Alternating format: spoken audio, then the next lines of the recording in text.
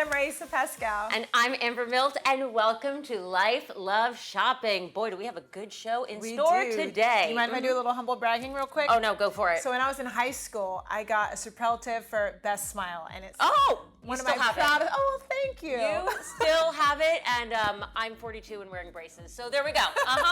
Well, you know, great dental care doesn't just make for a fantastic smile. It also promotes overall health and wellness. So today we're going to explore the idea of if veneers are right for you.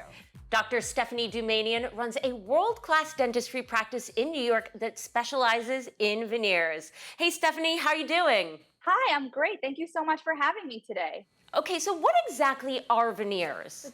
Great question. So veneers are custom-made coverings that cover the outside of your tooth to improve their color and appearance. So what are the different types of veneers? I understand there are several. There are several types. The two most common types of veneers are really the material that they're made out of. So they can be made out of porcelain or they can be made out of a composite resin. Porcelain is basically a ceramic material, and the composite resin one is something that's kind of similar to a gel manicure. Okay, and is there a specific type that you would recommend personally? And if so, why? Porcelain veneers are the gold standard in veneers. They are just the most lifelike, most beautiful. They're less likely to, they don't stain at all or change color. They're less likely to chip. They're the best option out there in terms of aesthetics and longevity. Okay, so is there a lot of prep work that goes into getting veneers? So it really depends on the situation at hand. I tend to do as much as possible prepless veneers.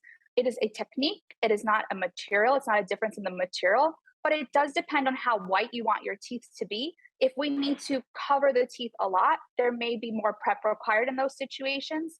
If we're not changing the shade that much, we can be really conservative. Generally, the more teeth we do, the more conservative we can be. So I like to go prepless as much as possible. I mean, extra white for me, but let's talk pros and cons. What are some of the benefits? That's a great question. I mean, the easiest one is really that they're very quick. We can do veneers in as little as 2 visits. So you're getting that instant smile transformation. They don't stain or change color. So you know that you're going to get veneers that are going to look the same over the years. They're going to look the same color that they are now.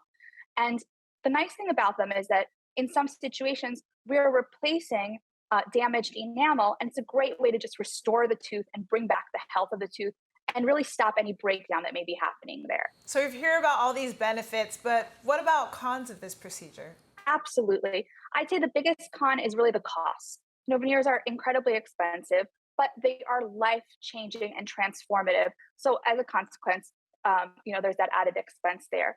And the other thing to keep in mind is that they are irreversible. So you want to make sure that this is something that you want, because it's not something you can change your mind about later. You can change your veneers out later, but you can't choose to going from no veneers to veneers and then back to no veneers again. That's definitely important. But I also heard there was an issue with sensitivity. Is that a problem for those of us with sensitive gums, sensitive teeth?